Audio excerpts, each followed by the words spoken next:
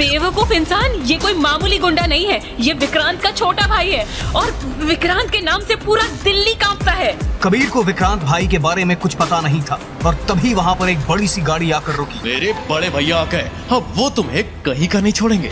और तभी सबसे बड़ी गाड़ी से विक्रांत भाई बाहर आए। जिसने भी मेरे भाई को हाथ लगाया है, मैं उसका हाथ काट कर कुत्तों को खिला दूंगा। कौन है वो? मैं। आज मैं तुझे जिंदा नहीं छोड़ूंगा। जूते मारकर बाहर करो इस बेवकूफ को। ना इसकी शक्ल अच्छी है ना अकल। छी, घिन आती है मुझे इससे। कबीर एक मामूली सा हवलदार था जिसकी नई पोस्टिंग दिल्ली क्राइम ब्रांच में हुई थी, मगर उसकी टीम लीडर प्रियंका ने पहले ही दिन उसे बुरी तरह से बेइज्जत की। तुम्हारे जैसे कमजोर और बदसूरत लड़के को तो गली का बच्चा भी बुरी तरह से पीट दे। तुम क्या संभालोगे मेरी क्राइम टीम को? मैं तुम्हें अभी अपनी टीम से बाहर करती हूँ। प्लीज मुझे बाहर मत कीजिए, मेरी मजबूरी समझिए प्लीज। अच्छा ठीक है, मेरी टीम में काम करना है तो पहले मेरे जूते साफ करो। कबीर प्रियंका के जूते साफ करने के लिए जैसे ही नीचे झुका, तभी पीछे से दूसरे हवलदार ने उसे जोर का धक्का दिया। आई छी, इस गंदे कपड़े से मैडम के जूते खराब करेगा क्या? चल अपनी नई शर्ट उतार और उससे मैडम के जूते साफ कर। जी अभी करता हूँ। कबीर ने अपनी शर्ट निकाल ली और प्रियंका के जूते साफ करने लगा।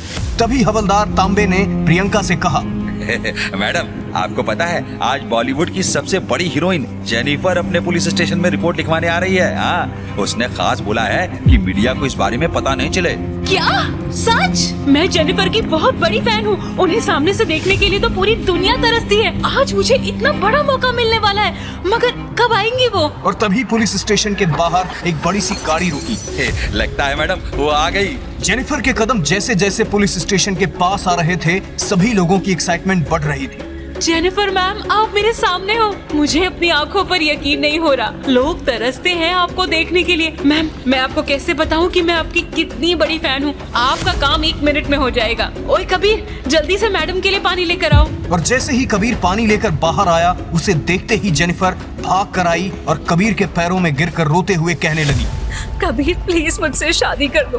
कबीर, मैं तुम्हारे बिना नहीं रह सकती। प्लीज मुझे अपना लो कबीर। आखिर क्यों एक मामूली हवलदार से शादी करने के लिए रो रही थी बॉलीवुड की हीरोइन? जेनिफर प्लीज मेरे साथ बाहर चलो, मुझे तुमसे अकेले में बात करनी है। कबीर जेनिफर को लेकर स्टेशन के बाहर गया और उससे अकेले में कहने लगा, देखो हमारा जो भी अतीत है वो हमें सबसे छुपा कर रखना होगा। और भूलो मत, हमारे एग्रीमेंट में क्या लिखा है कि वो राज बाहर नहीं आना चाहिए, वरना हम दोनों ही मुसीबत में पड़ सकते हैं। हाँ कबीर, मुझे पता है और मैं वादा करती हूँ कि हमारा वो राज कभी बाहर नहीं आएगा। जेनिफर इतना कहकर स्टेशन से चली गई और जैसे ही कबीर अंदर आया, प्रियंका ने बड़ी हैरानी से पूछा, कबीर, ये बॉलीवुड हीरोइन तुमसे शादी क्यों करना चाहती है? एक्चुअली एक दिन मेरी ड्यूटी इनकी शूटिंग में लगी थी, मैंने इनकी थोड़ी मदद कर दी तो शायद इम्प्रेस हो गई थी। अब चाहे वो कितनी भी बड़ी हीरोइन क्यों ना हो, पर है तो एक इंसान ही ना। हाँ, ये तुमने सही कहा। खैर अभी तुम पास वाले हॉस्पिटल में चले जाओ, वहाँ सिक्योरिटी गार्ड की जरूरत है। कुछ ही देर का काम है, फिर वापस आकर अपनी नाइट ड्यूटी में चले जाना। ठीक है। कबीर कुछ ही देर में हॉस्पिटल पहुंच गया और वहां जाते ही एक औरत ने उसे देखकर शोर करना शुरू कर दिया। बच्चा चोर, तू यहाँ हॉस्पिटल में लोगों के बच्चे चुराने आया है ना? तुझे तो चप्पलों से मार पड़नी चाहिए। नहीं, मैं बच्चा चोर नहीं, मैं तो पुलिस हवलदार हूँ। शक्ल से तो तू एक बच्चा चोर लगता है। तेरी हॉस्पिटल में कोई जरूरत नहीं है। जा, तू अपने पुलिस स्टेशन में जा। अब इन्हें मैं कैसे बताऊं कि इस हॉस्पिटल में हमला होने वाला है, सबकी जान खतरे में है। ये बात मैंने किसी को भी नहीं बताई है। क्या सोच रहा है? निकल यहाँ से। मैडम मेरी ड्यूटी यहाँ सिक्योरिटी गार्ड की लगी है। अबे हवलदार, मुझसे मुंह मत चला। मैं इस हॉस्पिटल के मालिक की बहन हूँ। तू मुझे ठीक आदमी नहीं लग रहा है। चल दफा हो जा यहाँ से। मगर मैडम। कबीर के इतना कहते ही उस औरत ने कबीर को एक जोर का थप्पड़ मारा। अब एक शब्द भी और कहा ना तो सच में चप्पल की मार खाएगा। चुपचाप यहाँ से दफा हो जा। मगर तभी कहीं से एक जोर के धमाके की आवाज आई। बचाओ, आग! हॉस्पिटल में गुंडे घुस गए थे। एक गुंडे ने उस औरत को पकड़ा और उसके सर पे बंदूक रख के कहा, अभी तो धमाका दूर से हुआ है, ये बस ट्रेलर था, मगर मैंने एक बॉम्ब हॉस्पिटल में भी फिट कर दिया है। अगर प्राइम मिनिस्टर यहाँ आके मुझसे माफी नहीं मांगते, मैं ये जगह एक बटन दबाकर पूरी तरह से बर्बाद कर दूंगा। प्लीज कोई मेरी मदद करो, मुझे बचाओ इन गुंडों से। तभी कबीर वहाँ पर आया और उसने कहा, आप घबराओ मत, मैं आपको कुछ नहीं होने दूंगा। अबे हवलदार, अपनी टीम को कॉल कर। तू अकेला क्या कर लेगा? खड़े खड़े मेरा मुंह क्या देख रहा है? अपनी टीम को बुला, मेरी जान बचा। मगर जैसे ही गुंडे की नजर कबीर पे गई, उसने उसी वक्त उस औरत को छोड़ दिया और कबीर के पैरों में गिरकर कहने लगा, कबीर सर, आप यहाँ कैसे? आप तो ये देश छोड़कर जा चुके थे। मुझे माफ कर दो कबीर सर, मैं अभी बॉम्ब डिफ्यूज कर देता हूँ, बस आप मेरी जान बख्श देना। कबीर जब तक उस औरत को कुछ कह पाता तभी सारे गुंडे भाग गए। कबीर अकेला किसी एक को भी नहीं पकड़ पाया। मुझे उन गुंडों का पीछा करना होगा। कबीर उन गुंडों के पीछे भागा, मगर सारे के सारे गुंडे वहाँ से भाग चुके थे। कबीर ने मन में कहा, ये बात बाहर नहीं आनी चाहिए, वरना वो राज खुल जाएगा। कबीर अभी नया नया दिल्ली में आया था। कबीर वापस पुलिस स्टेशन जा पहुंचा। तभी उसके सीनियर मंजीत सिंह ने उससे पूछा, कबीर, तुम अभी यहाँ क्या कर रहे हो? तुम्हारी ड्यूटी तो रात के 10 बजे से है। जाओ घर पर जाकर आराम करो, अच्छी नींद लेकर आना ताकि रात भर काम कर सको, क्योंकि रात की ड्यूटी सिर्फ वही इंसान लेते हैं जो नीडर और ताकतवर हो। स्टेशन इंचार्ज मंजीत सिंह अब कबीर की इज्जत करने लगे थे, क्योंकि उन्हें डरपोक लोग बिल्कुल पसंद नहीं थे और कबीर बिल्कुल नीडर था। ठीक है, मैं घर जाता हूँ, रात को आऊंगा। जैसे ही कबीर अपने घर गया, उसके घर में प्रियंका पहले से ही रह रही थी। उन दोनों के बीच वहाँ रहने के लिए काफी झगड़ा हुआ। प्रियंका ने गुस्से में कहा, मैं तुम्हारी सीनियर हूँ और इस घर में पहले से रह रही हूँ। तुम्हारे जैसे कमजोर लड़के को तो मैं यूं ही पीट कर भगा दूंगी। प्रियंका गुस्से में आगे बढ़ी और जैसे ही उसने कबीर को मारने की कोशिश की, सब कुछ उल्टा हो गया। कबीर ने प्रियंका को एक झटके में उठाया और जमीन में पटक दिया। आह! तुम्हारी बाजुओं में इतनी ताकत कैसे? वो सब तुम्हें धीरे धीरे पता चलेगा, पर ये मेरा घर है। मैं कई सालों से बाहर था। खैर कोई बात नहीं, तुम भी यहाँ रह सकती हो। कोई भी कमरा चुन लो और तुम्हें रेंट देने की भी कोई जरूरत नहीं है, लेकिन सिर्फ एक शर्त है। कैसी शर्त? तुम्हें पूरे घर की सफाई करनी होगी, वो भी बिल्कुल अच्छे से। तुम्हारा दिमाग खराब है क्या? ठीक है, तो तुम मेरे घर से जा सकती हो। ठीक है, मुझे मंजूर है, मगर मेरी भी एक शर्त है। तुम अपनी लिमिट में रहोगे। याद रखना कि तुम एक लड़की के साथ घर शेयर कर रहे हो, वो लिमिट क्रॉस नहीं होनी चाहिए। अरे तुम उसकी चिंता मत करो। चलो आज हमारी नई दोस्ती की खुशी में मैं तुम्हें बाहर डिनर कराता हूँ। तुम भी क्या याद रखोगे कि कैसा दोस्त मिला है तुम्हें। हाँ, मगर जगह मेरी पसंद की होगी। कुछ ही देर में दोनों की दोस्ती भी हो गई और कबीर और प्रियंका रेस्टोरेंट में आकर बैठ चुके थे और कबीर ने खाने का ऑर्डर कर दिया था। दूसरी टेबल पर बैठे प्रियंका के कलीग्स की नजर सिर्फ उन दोनों पर थी। जानबूझकर मैं इसे यहाँ लाई हूँ, आज इसे मेरी वैल्यू पता चलेगी। तभी प्रियंका का टीममेट निखिल वहाँ पर आया और उसने कहा, ये तुम्हारा बॉयफ्रेंड है या फिर भाई? मेरा रूममेट है। तुम्हें कोई दिक्कत? क्या तुम एक आदमी के साथ अकेले घर में रह रही हो? तुम्हें कोई घर नहीं मिला क्या रहने को? मैं जिस एरिया में रहती हूँ वहाँ का रेंट 50,000 है और मैं किसी के भी साथ रहूँ, तुम्हें क्या? नया सस्ता और अच्छा घर तुम ढूंढोगे क्या मेरे लिए? प्रियंका, जैसे ही मैं अपने क्राइम केसेस से फ्री हो जाऊंगा, मैं तुम्हारे लिए बेस्ट जगह ढूंढूंगा। किसी को जरूरत नहीं है, तुम बस मेरे टीममेट हो। बॉयफ्रेंड बनने की कोशिश मत करो, मैं तुम्हारी गर्लफ्रेंड कभी नहीं बनूंगी। हाँ, मगर फिर भी मैं वो सारे काम करूंगा जो एक बॉयफ्रेंड करता है। क्यों जबरदस्ती प्रियंका के चेप लग रहे हो? जुबान संभाल के बात कर, मैं तेरा सीनियर हूँ। ज्यादा बोला तो सस्पेंड करवा दूंगा। वो मेरा मतलब वो नहीं था, मैं तो आपके साथ बस मजाक कर रहा था। निखिल प्लीज अभी हमें डिस्टर्ब मत करो, हमें डिनर करने दो। निखिल ने अपनी बेइज्जती को मन में दबा दी और गुस्से में वहाँ से चले गए और मन में कहने लगा, इस हवलदार को तो मैं छोड़ूंगा नहीं। चलो कबीर, हम एक वॉक पर चलते हैं। मुझे डिनर के बाद वॉक करने की आदत है। प्रियंका शायद कबीर से दोस्ती को आगे बढ़ाना चाहती थी। दोनों रात को एक वॉक पे चले गए, मगर तभी एक लड़के ने उनसे बदतमीजी की।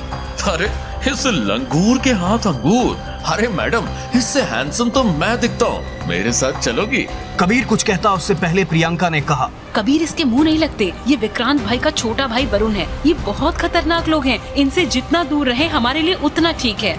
क्या हुआ मैडम, तुम कहो तो पास में एक होटल है, तुझे तेरी औकात दिखानी पड़ेगी। कबीर को गुस्सा आ गया था और उसने वरुण को पकड़ा और बुरी तरह से पीटना शुरू कर दिया। दोबारा रात को कोई लड़की दिखे तो उनकी रिस्पेक्ट करना, क्योंकि तेरी माँ भी लड़की है। मेरी माँ को बीच में लाया ना, अब देख तुझे तेरी औकात दिखाता हूँ। तुझे बताता हूँ कि मेरा खानदान क्या कर सकता है। ये क्या किया तुमने? तुम्हारी वजह से हम सब बर्बाद हो जाएंगे। प्रियंका, हमें इन मामूली गुंडों से डरना नहीं चाहिए, इन्हें मैं कड़ी से कड़ी सजा दिलवाऊंगा। बेवकूफ इंसान, ये कोई मामूली गुंडा नहीं है, ये विक्रांत का छोटा भाई है और विक्रांत के नाम से पूरा दिल्ली कांपता है। कबीर को विक्रांत भाई के बारे में कुछ पता नहीं था और तभी वहाँ पर एक बड़ी सी गाड़ी आकर रुकी। मेरे बड़े भैया आ गए, अब वो तुम्हें कहीं का नहीं छोड़ेंगे। और तभी सबसे बड़ी गाड़ी से विक्रांत भाई बाहर आए। जिसने भी मेरे भाई को हाथ लगाया है, मैं उसका हाथ काट कर कुत्तों को खिला दूंगा। कौन है वो? मैं। आज मैं तुझे जिंदा नहीं छोड़ूंगा। विक्रांत जैसे ही कबीर को मारने के लिए आगे बढ़ा, तभी कबीर ने एक मुक्के में विक्रांत को 200 मीटर दूर फेंक दिया। अब तुम्हें जेल की हवा खिलानी ही पड़ेगी, तब तुम्हें समझ आएगा कि कैसे लड़कियों की रिस्पेक्ट की जाती है। कबीर विक्रांत और उसके भाई को लेके पुलिस स्टेशन आ गया और दोनों को लॉकअप में बंद कर दिया। लड़की के साथ छेड़छाड़ और पुलिस वाले के साथ बदतमीजी के केस में मैं अब तुम दोनों को लंबा अंदर डालूंगा, कड़ी से कड़ी सजा दिलवा कर रहूंगा। एक बार ये बात मेरे पिताजी तक पहुंचने दे। उनके आगे देश का पीएम भी झुक के बात करता है। वो तुम सबको छोड़ेंगे नहीं। पुलिस स्टेशन में सभी लोग डरे हुए थे क्योंकि कबीर ने बहुत ही खतरनाक लोगों से पंगा ले लिया था। स्टेशन हेड मंजीत ने कहा, कबीर देखो, अभी भी वक्त है, सोच समझ कर फैसला लेना। अगर तुम्हारे पास पुख्ता सबूत नहीं हुए तो विक्रांत के पिताजी हम में से किसी को नहीं छोड़ेंगे। मंजीत सर, इन गुंडों से सारे लोग इतना डर क्यों रहे? ये मामूली गुंडे हैं। और हाँ, इस विक्रांत का बाप गुंडा ही तो है ना। हम पुलिस वाले हैं, हमें इनसे डरना नहीं चाहिए। सर कबीर सही कह रहा है, अगर हम भी गुंडों से डरेंगे तो पब्लिक सेफ कैसे फील करेगी। प्रियंका कबीर की हिम्मत से काफी इम्प्रेस हो गई थी और वो कबीर का साथ दे रही थी। तभी निखिल ने कहा, तुम लोगों को पता है कि विक्रांत के पापा कौन है? जो हमारे स्टेट के सीएम हैं। उन्हें सीएम बनने के लिए फंडिंग पूरी विक्रांत भाई के पापा ने की है। अगर बात आगे गई तो हम में से कोई भी यहाँ नहीं बचेगा। हो सकता है कि हम में से किसी की भी ड्यूटी ना बचे, सब के सब अपनी जॉब से निकाले जा सकते हैं। सर अगर हम सब ऐसे ही डरते रहेंगे तो आम जनता का क्या होगा? इन लोगों ने मुझे छेड़ा है। भैया, आप इन्हें कहो कि पापा को कॉल करें। पापा एक बार आएंगे तो इन सब की पैंट गीली हो जाएगी। कॉल करने की जरूरत नहीं है, उन तक खबर पहुंच चुकी है और किसी भी वक्त पापा आ सकते हैं। क्या वो आने वाले हैं? इसका मतलब इस कबीर की वजह से हम सब बर्बाद हो जाएंगे। विक्रांत के पापा के आने की खबर सुनकर निखिल कांपने लगा था। उसने वापस से मंजीत सिंह से कहा, सर प्रियंका के दिमाग में तो बात नहीं आ रही है और ये कबीर अभी नया नया आया है। इन लोगों को क्या पता कि विक्रांत के पापा कितने खतरनाक हैं। मगर आप तो समझदार हो, आप पिछली बार का वो किस्सा भूल गए क्या? मुझे अच्छे से याद है, पिछली बार जिस पुलिस वाले ने विक्रांत और उसके भाई पे उंगली उठाई थी, पहले तो वो पुलिस वाला उसी वक्त सस्पेंड हुआ और फिर उसके बाद उसे नंगा करके बाजार में घुमाया गया था। इस बार नंगा करके घुमाएंगे नहीं, इस बार इस कबीर के टुकड़े टुकड़े करके हर एक पुलिस स्टेशन पर भेजेंगे ताकि हमारा खौफ पूरे दिल्ली में बना रहे। और उसी वक्त विक्रांत के पापा पुलिस स्टेशन में पहुंचे। कौन सुअर नाले से बाहर आ गया जिसने मेरे बेटों को लॉकअप में डाला है? सर हम में से किसी ने कुछ नहीं किया। ये नया नया हवलदार आया है, कबीर शेखावत। इसने आपके बेटे को अंदर किया है। हमें कुछ मत करना सर। क्या कबीर शेखावत? हाँ, मैंने इन्हें अंदर किया है और अंदर इन्हें अच्छे से सबक भी सिखाया है। कबीर सर, आप ये मामूली से हवलदार क्यों बन गए? सर मैं आपके पैरों में गिर के अपने बेटों की तरफ से माफी मांगता हूँ सर। इन्हें नहीं पता था कि आप कौन हैं। पापा, आप इस मामूली से हवलदार के पैरों में क्यों गिर गए? अगले दिन डायरेक्टर को उन अरेस्ट हुए लोगों के माँ बाप के हजारों फोन आ चुके थे, इसीलिए उन्होंने सुबह जल्द से जल्द थाने पहुंचकर पूरे माजरे को समझना शुरू किया। उन्होंने एक ऑन ड्यूटी पुलिस वाले से पूछा, ये सब क्या चल रहा है? सर इन लोगों को कबीर ने कल रात गिरफ्तार किया था, ये रही इनकी रिपोर्ट। ऑन ड्यूटी पुलिस वाले को खुद भी इस सिचुएशन के बारे में ज्यादा कुछ नहीं पता था। उसने बस कबीर की बनाई रिपोर्ट डायरेक्टर को थमा दी। डायरेक्टर ने रिपोर्ट पर एक झलक मारी और पुलिस वाले से कहा, दरवाजे खोल दो और इन लोगों को जाने दो। रिपोर्ट के हिसाब से इन लोगों ने पुलिस वालों की इंसल्ट की और उन लोगों पर हाथ भी उठाया। अब डायरेक्टर के हिसाब से एक रात जेल में बंद रहना उन लोगों के लिए काफी सजा थी। लेकिन सर जेल की चाबियां कबीर के पास ही हैं, वो उन्हें अपने साथ ही ले गया है। उस पुलिस वाले ने जवाब दिया। ये सुनकर डायरेक्टर हैरान रह गए। उन्होंने सोते हुए उन अमीरजादों को देखा और कहा, उसे बुलाओ और ये दरवाजा खोलो। उधर कबीर अपने घर पर चैन की नींद सो रहा था। उसने अपनी पूरी रात उन रईस बच्चों के दिमाग को सही करने में लगाया था। तभी उसके फोन की घंटी बजी।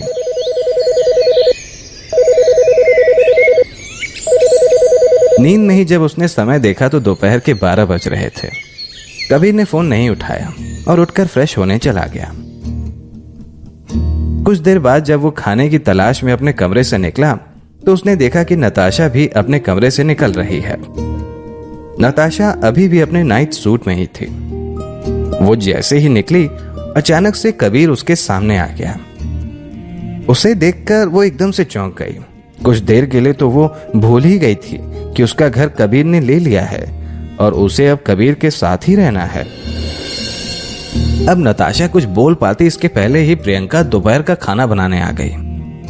प्रियंका अभी तक नताशा के बारे में नहीं जानती थी और ना ही नताशा को प्रियंका के बारे में कुछ पता था। तुम इसकी गर्लफ्रेंड हो? दोनों लड़कियों ने एक साथ ही कहा। दोनों ही तरफ से कोई जवाब नहीं आया। कुछ देर बाद प्रियंका ने कहा, मैं भी यही सोच रही थी, कबीर जैसे लड़के को गर्लफ्रेंड कहां से मिलेगी? कहीं नताशा कबीर की बहन तो नहीं है? प्रियंका इस गलत फहमी की शिकार होने ही वाली थी कि तभी कबीर ने उन दोनों को बताया कि वो दोनों ही किराएदार हैं। तुम इसके साथ क्यों रह रही हो? नताशा ने प्रियंका से पूछा। अरे इस समय दिल्ली में घर ढूंढना बहुत ही मुश्किल है। मुझे इतने कम दामों में इतना अच्छा घर कहीं और कहाँ मिलेगा? और मेरे काम की वजह से मुझे घर ढूंढने का टाइम भी नहीं मिल रहा। लेकिन तुम यहाँ क्या कर रही हो? प्रियंका ने जवाब देते हुए वापस से नताशा पर ही सवाल दाग दिया। मेरा भी यही रीजन है यार। मुझे काफी दिनों बाद छुट्टी मिली है और मैं इस टाइम को घर ढूंढने में वेस्ट बिल्कुल भी नहीं करना चाहती। वैसे भी मैंने पूरे महीने का रेंट दिया है और ये आदमी महीने के बीच में ही मुझे घर से निकालना चाह रहा था। इसीलिए इसके साथ रहने के अलावा मेरे पास और कोई चारा ही नहीं था। शाह। दोनों ही मोहतरमाएं कबीर की बुराई करने में लग गई थीं और एक दूसरे का दुखड़ा सुनने लगी थीं। और इसी के साथ ही कबीर की लाइफ में अब एक स्पाइसी तड़का लग चुका था। एक मिनट, अभी तक तो मैंने तुमसे ठीक से बात ही नहीं की। तुम होते कौन हो जो मुझे घर से निकालने की कोशिश करो? मैंने पूरे महीने के पैसे एडवांस में दिए हैं। मुझे कभी कभी तो अपनी नौकरी से छुट्टी मिलती है और मैं उस समय को घर ढूंढने में बर्बाद नहीं करना चाहती। मैं इतने मन से आराम करने अपने घर आई थी और मुझे यहाँ आकर पता चल रहा है कि मेरे पास घर ही नहीं है। तुम्हें क्या लगता है कि कुछ पैसे देकर तुम पूरा फ्लोर अपने पास रख सकते हो? मुझे पैसों की गर्मी तो कभी मत दिखाना। नताशा ने कबीर पर अपना पूरा गुस्सा उतारते हुए कहा, देखो मुझे गलत ना समझो, मैं बस शांति से रहना पसंद करता हूँ और मुझे लगा शायद पैसे लेकर तुम लोगों को कोई दिक्कत नहीं होगी यहाँ से कहीं और शिफ्ट होने में। और वैसे भी अगर तुम्हारे पास पैसों की कोई कमी नहीं है तो तुम ऐसा ही कोई और घर क्यों नहीं ढूंढ लेती? बाकी तुम किसी होटल में भी रह सकती हो। देखो मैंने पूरा फ्लोर ले लिया है और चारों फ्लैट को जोड़ भी दिया है, तो अब तुम्हारा यहाँ रहना मुश्किल होगा। कबीर ने यह कहते हुए नताशा को पैसों की गड्डी थमा दी। तुम्हारा कॉन्ट्रैक्ट टूटा है, उसके लिए ये पैसे ले लो। ये मेरी तरफ से नहीं, बिल्डिंग मैनेजमेंट की तरफ से है। कबीर का ये बिहेवियर नताशा को बिल्कुल भी अच्छा नहीं लगा। नताशा ने तभी प्रियंका की तरफ देखा और फिर कबीर से पूछा, तो तुमने इसे अपने साथ कैसे रहने दिया? तुम्हें तो पता ही है कि इसे रहने की कोई जगह नहीं मिल पा रही थी और यहाँ रहने के बदले इसने घर का सारा काम करने का वादा किया है। कबीर ने नताशा को जवाब दिया, वैसे अगर ये भी यहाँ रहेगी तो मुझे यहाँ रहने में कोई दिक्कत नहीं है। एक लड़की के होने से मुझे यहाँ बहुत ज्यादा सेफ फील होगा। नताशा ने कहा, लेकिन मैं किसी और के साथ नहीं रहना चाहता।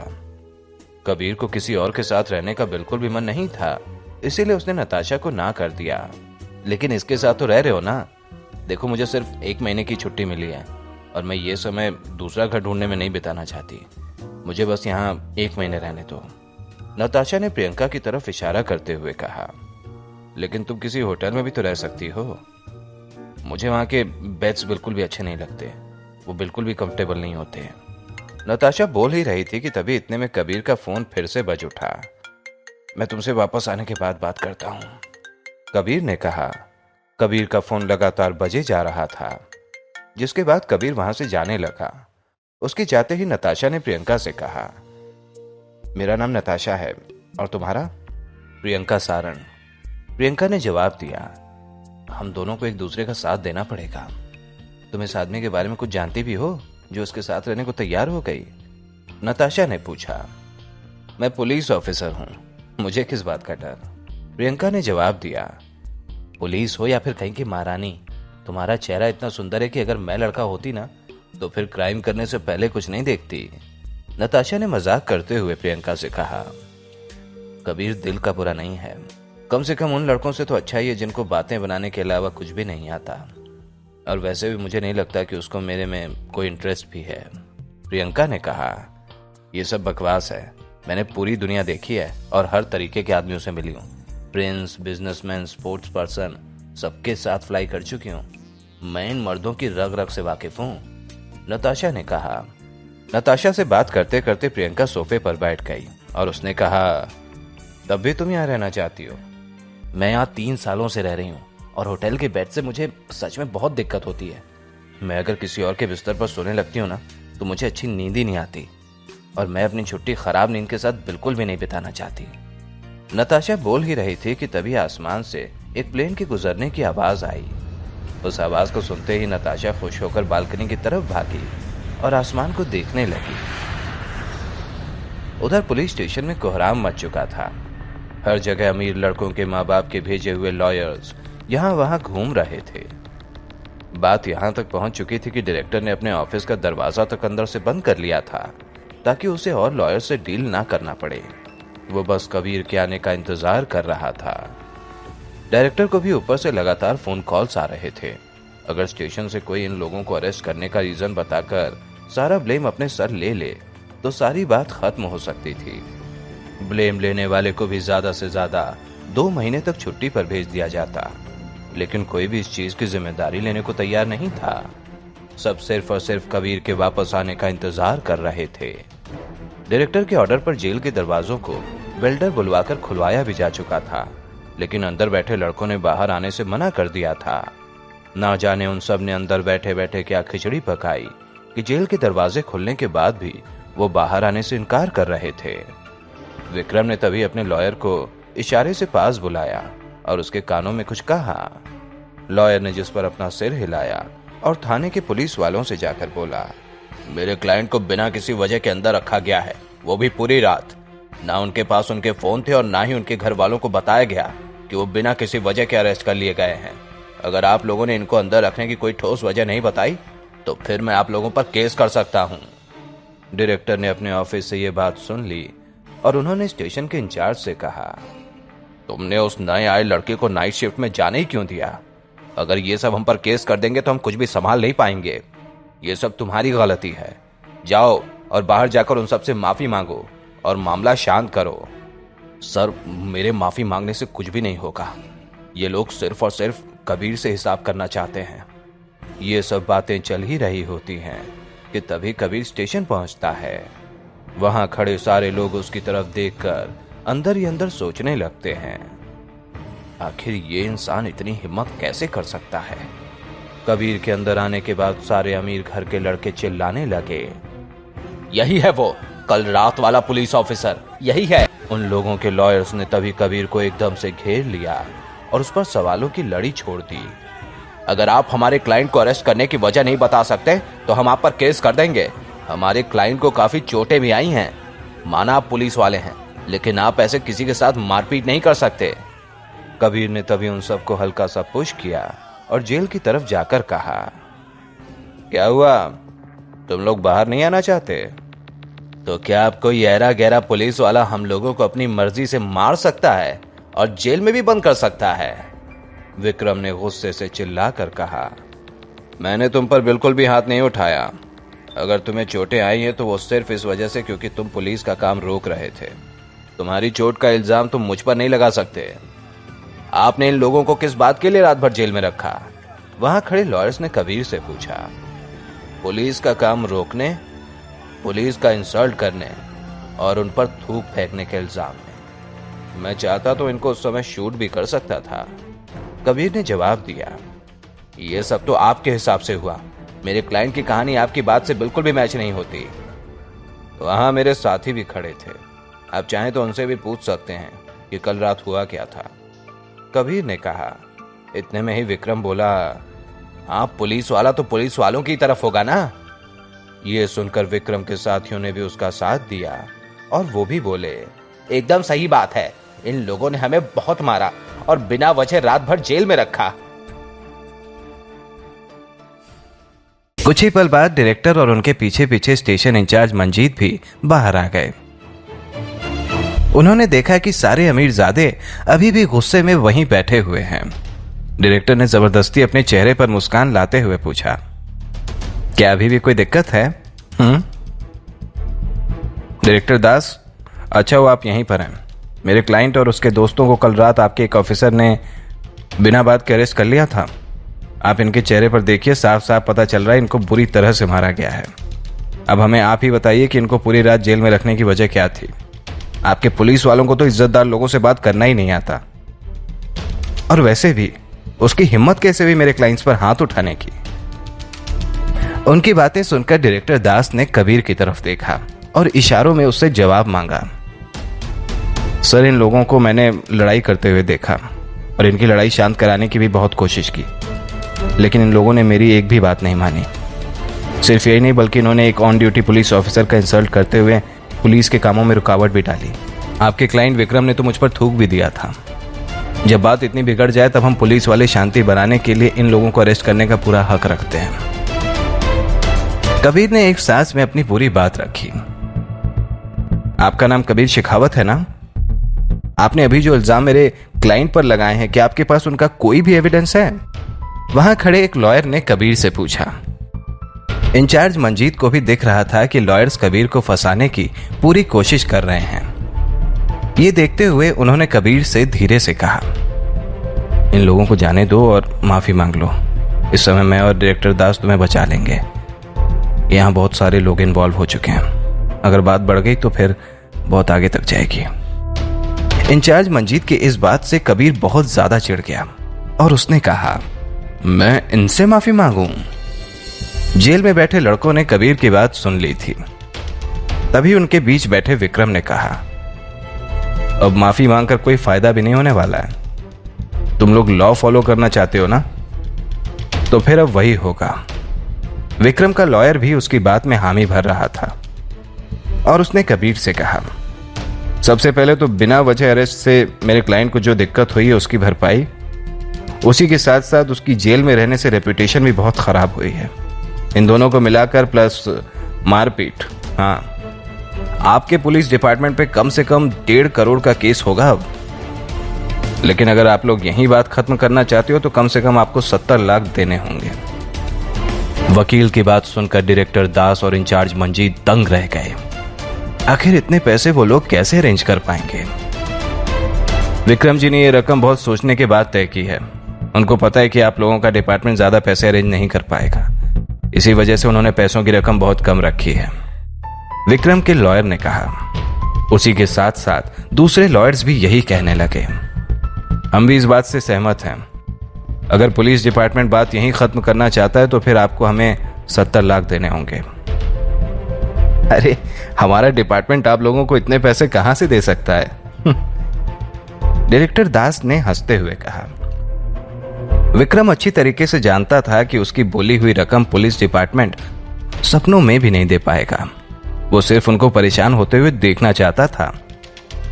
उसका मकसद सिर्फ और सिर्फ कबीर से बदला लेने का था। कोई बात नहीं, अगर डिपार्टमेंट हमें पैसे नहीं दे सकता तो फिर हम आपको दूसरा रास्ता बताते हैं। आपको सारा ब्लेम सिर्फ इस कबीर पर डालना होगा। जैसे ही उसने ये कहा, सभी पुलिस वाले कबीर की तरफ देखने लगे। उन सबको पता था कि उतने पैसे देने के डिपार्टमेंट की हैसियत नहीं है। अगर इस बात का सारा इल्जाम कबीर अपने सर ले ले तो फिर यह बात यहीं खत्म हो सकती है। लेकिन डायरेक्टर दास उस तरीके के इंसान नहीं थे। वो बिना गलती के कबीर पर सारा इल्जाम नहीं डाल सकते थे। वो कबीर के पास गए और कहा, तुम यहां अभी अभी आए हो और गलती किससे नहीं हो सकती। उनका लॉयर एकदम सही कह रहा है। हमारे पास कोई भी एविडेंस नहीं है और ये लोग आम लोग नहीं हैं। ये शहर के सबसे बड़े और अमीर लोगों में से एक हैं। हम इनको आम लोगों की तरह ट्रीट नहीं कर सकते। तुम्हें इनको जाने देना चाहिए था, लेकिन तुम इनको यहाँ लेकर आए। इनको बहुत चोटें भी आई हैं और ये रात भर जेल में सोए हैं। इनको इनकी गलती का एहसास हो चुका है, इसलिए जाओ और जाकर इनसे माफी मांग लो, क्योंकि डिपार्टमेंट के पास इनको देने के लिए इतने पैसे नहीं हैं। इतना कह के डायरेक्टर कबीर का कंधा थपथपा के विक्रम की ओर बढ़ गए। इस गलती के लिए मैं आप सबसे खुद माफी मांगता हूँ। ये इसकी पहली नाइट शिफ्ट थी और इसे अभी यहाँ के रूल्स अच्छे से नहीं पता। ये हमारी गलती है कि हमने इसे अच्छे से सिखाया नहीं, मुझे माफ कर दीजिएगा। इसे शहर के रूल्स नहीं पता, इस वजह से ही मैं इसे सबक सिखाना चाहता हूं, वरना ये कभी सीख ही नहीं पाएगा, विक्रम ने कहा। लेकिन हमारे डिपार्टमेंट के पास आपको देने के लिए इतने पैसे हैं ही नहीं, डायरेक्टर ने विक्रम से कहा। तो फिर आप लोग सिर्फ इसको नौकरी से निकाल दीजिए, विक्रम के लॉयर ने कहा। हम भी आपको तकलीफ नहीं देना चाहते, आखिर जिससे गलती हुई है उसी को हर्जाना भी भुगतना चाहिए। मुझे पता है कि आप लोग बहुत मेहनती हैं और अपना काम अच्छे से करना जानते हैं, लेकिन मैं अपनी बेइज्जती बिल्कुल नहीं भूल सकता। अगर मैं ये बात सिर्फ उसके माफी मांगने से जाने दूंगा तो मुझे रात को नींद नहीं आएगी, विक्रम ने हंसते हुए कहा। विक्रम की बात सुनकर अब डायरेक्टर दास को भी गुस्सा आ गया था। तुम्हारा लॉयर आ चुका है, अब अगर यहां से नहीं गए ना तो फिर मैं तुम लोगों को अगले 15 दिन के लिए और इसी जेल में रख लूंगा, कबीर ने विक्रम की बात का जवाब देते हुए कहा। अच्छा, क्या तुम्हें लगता है कि हम तुमको ये करने देंगे? तुम्हारी गलती होने के बावजूद तुम्हारी ये बोलने की हिम्मत कैसे हुई? विक्रम के लॉयर ने कहा। सुना आपने, इसकी हेकड़ी अभी तक नहीं गई है। अगर आप इसे अपने यहां नौकरी पर रखेंगे तो आगे जाकर ये आपको और दिक्कत देगा, विक्रम ने कबीर की तरफ इशारा करते हुए डायरेक्टर से कहा। अगर मुझे तुम्हारी धमकी से डर लगता तो मैं कभी पुलिस वाला नहीं बनता, कबीर ने बिना किसी चीज की परवाह करते हुए कहा। अच्छा, तो ये आराम से खत्म नहीं करना चाहता है? ठीक है, फिर मैं भी कानून के रास्ते से तुझे और तेरे पुलिस डिपार्टमेंट पर केस करूंगा। हम भी यहां से बिल्कुल नहीं जाएंगे। अब बात आगे तक जरूर जाएगी, विक्रम ने गुस्से से कहा। तो तुम लोगों का जाने का मन नहीं है? ठीक है, इनको वापस बंद कर दो और आप लोग इनको 15 दिन बाद वापस ले जा सकते हैं। कबीर ने जैसे ही ये कहा वैसे ही विक्रम और उसके साथियों के वकील चिल्लाने लगे। ऑफिसर शेखावत, आपका एटीट्यूड सही नहीं है। पुलिस को कानून के दायरे में ही चलना चाहिए। आप विक्रम और उनके साथियों को बिना किसी वजह के अपने पास नहीं रख सकते। आप पहले ही इनको रात भर रखकर गलती कर चुके हैं और अब आप इनको 15 दिन और रखना चाहते हैं। आपको अंदाजा भी है आप क्या कर रहे हैं? किसने कहा मैंने इनको बेवजह अरेस्ट किया है? मुगालतों में मत रहिए। इतना कहकर कबीर अपने डेस्क पर गया और एक सीडी निकाल कर लाया। आओ और सीडी को देखो। जहां ये सब लड़ रहे थे वहां एक रेड लाइट में कैमरा लगा हुआ था और मैंने ट्रांसपोर्टेशन डिपार्टमेंट से मंगवाई है। मुझे पता था आप लोग वहां जाकर उनको रिश्वत देकर यह वीडियो डिलीट करवाने की कोशिश करेंगे, इसीलिए मैंने पहले ही इसको अपने पास रख लिया था और इसकी कॉपी भी बनवा ली है। आप लोग इसमें साफ साफ देख सकते हैं कि हो क्या रहा है। अगर आपको वहां हो रही बातें भी सुननी है तो उसकी भी टेंशन मत लीजिए, क्योंकि मैंने सब कुछ अपने फोन में भी रिकॉर्ड करके रखा है। इतना कह के कबीर ने तुरंत ही अपने फोन में की हुई रिकॉर्डिंग चालू कर दी। ये सब देखकर सारे लड़के और उनके वकील हैरान रह गए। उन्हें तो इतना बड़ा एविडेंस कबीर के पास होने की बिल्कुल भी भनक नहीं थी। तुम लोग हमारे डिपार्टमेंट पर केस करना चाहते हो ना? जाओ करो, लेकिन ये याद रखना कि ये सारी रिकॉर्डिंग्स लेकर मैं भी कोर्ट आऊंगा। अगर अब भी किसी का कोई सवाल है तो बेहतर होगा कि वो उसे अपने पास ही रखे। कबीर की बातें सुनकर तो विक्रम के वकील की हवाइयां उड़ गईं।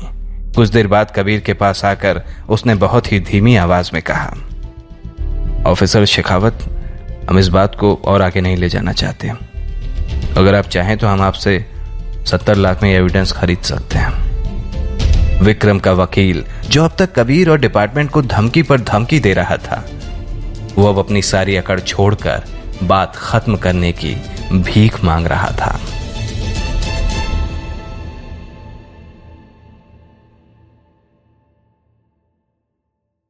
आगे की कहानी जानने के लिए देखें अगला एपिसोड सिर्फ पॉकेट एफएम के YouTube चैनल पर, और सीक्रेट फौजी के सारे एपिसोड्स को सुनने के लिए डिस्क्रिप्शन में दी लिंक से डाउनलोड करें पॉकेट एफएम ऐप।